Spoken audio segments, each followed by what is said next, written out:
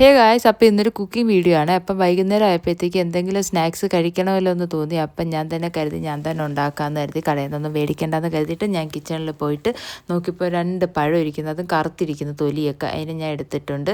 അതിന് ശേഷം ഒരു പാത്രത്തിലോട്ട് കുറച്ച് മൈദ ഇട്ട് കൊടുത്ത്, അതിന് ശേഷം അതിനകത്തോട്ട് നല്ലൊരു ഇത് കിട്ടുമെന്നും പറഞ്ഞിട്ട് എന്തോ കിട്ടുമെന്നും പറഞ്ഞിട്ട് അരിപ്പൊടി ഇടാൻ പറയുന്നുണ്ട്. വീഡിയോ നോക്കിയിട്ടാണ് ചെയ്യുന്നത്. അപ്പം ഞാൻ അരിപ്പൊടിയും കൂടി ഇട്ട് കൊടുത്ത്, ഒരു 1.5 സ്പൂൺ അരിപ്പൊടിയും കൂടി ഇട്ട് കൊടുത്ത്, കുറച്ച് ഉപ്പിട്ട് കൊടുത്ത്, അതിന് ശേഷം അവർ പഞ്ചസാര ഇടാൻ പറഞ്ഞിട്ടുണ്ട്. പക്ഷേ ഞാൻ പഞ്ചസാര ഇട്ടില്ല. അതിന് ശേഷം കുറച്ച് മഞ്ഞൾപ്പൊടിയും കൂടി ഇട്ട് കൊടുത്തിട്ട് വെള്ളം ഒഴിച്ച് നല്ലപോലെ ഒരു ബാറ്ററാക്കി എടുക്കണം. അപ്പം ഞാൻ മിക്സ് ചെയ്ത് ബാറ്ററാക്കിയിട്ട് വരാമേ. അപ്പം ഞാൻ നല്ലപോലെ മിക്സ് ചെയ്ത് ബാറ്ററാക്കി അപ്പുറത്ത് വെച്ചിട്ടുണ്ട്. അതിന് ശേഷം ഞാൻ പഴം എടുത്ത് കട്ട് ചെയ്യാമെന്ന് കരുതി പഴത്തിനെ 2ആയിട്ട് മുറിച്ചിട്ട് കുഞ്ഞു കുഞ്ഞു സ്ലൈസ് ആക്കാമെന്ന് കരുതി എടുത്തത്. അതാകുമ്പോൾ കുറേ ഉണ്ടാക്കാൻ പറ്റുമല്ലോ, കുറച്ചാണെങ്കിലും കുറേ ഉള്ളതുപോലെ തോന്നും. അപ്പം ഞാൻ അതിനെ കട്ട് ചെയ്ത് എടുത്ത് ഒരു 12 പീസ് ഉണ്ടെന്ന് തോന്നുന്നു. 12 പീസാക്കി എടുത്തിട്ടുണ്ട്. അപ്പം ആ പഴം വെച്ചിട്ട് ഞാൻ 12 വാഴയ്ക്കപ്പമാണ് ഉണ്ടാക്കാൻ പോകുന്നത്. അങ്ങനെ ഞാനൊരു പാത്രം വെച്ച് അതിനകത്തോട്ട് എണ്ണ ഒഴിച്ചപ്പോൾ അത് ഇൻഡക്ഷന് വർക്ക് ആവുന്നില്ല എന്ന് എന്നെ ചീത്ത വിളിച്ചു. അപ്പം ഞാൻ വേറൊരു പാത്രം വെച്ചിട്ട് അതിനെ ചൂടാക്കി എടുത്തിട്ടുണ്ട് എണ്ണ ഒഴിച്ച്.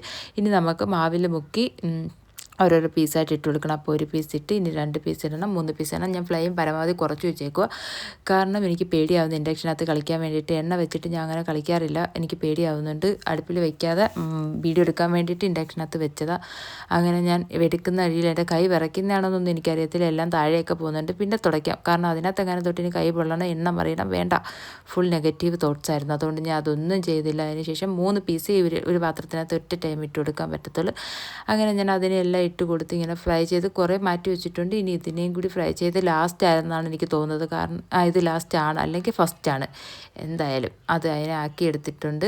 അപ്പം ഈ കാണുന്ന കണക്ക് വലിയ ടേസ്റ്റ് ഉണ്ടെന്ന് ഞാൻ പറയുന്നില്ല, കാരണം ഇതിനകത്ത് അഡീഷണൽ മധുരം ഇട്ടിട്ടില്ല. പഴത്തിന് വലിയ മധുരം ഇല്ലായിരുന്നു. അപ്പം നമ്മൾ ഈ പഴുത്ത് തുടങ്ങുന്നൊരു ഏത്തയ്ക്ക ഉണ്ടല്ലോ, ആ ഏത്തയ്ക്കയും ആയിപ്പോയി. എല്ലാം കൊണ്ടും അങ്ങനെ ഒരു പരുവത്തിലായിരുന്നു.